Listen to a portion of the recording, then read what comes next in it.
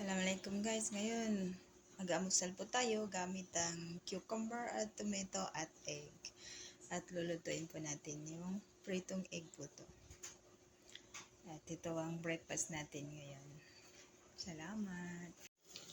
Ito na po siya guys.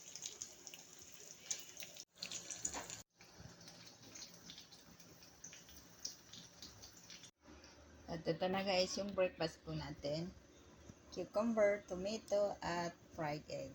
Ayan po siya. Ito na, kakain po tayo.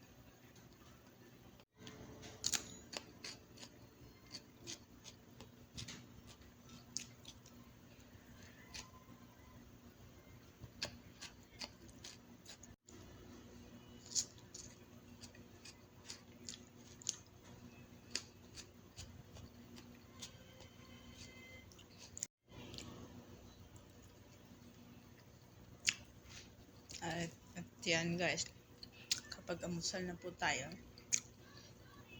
Salamat.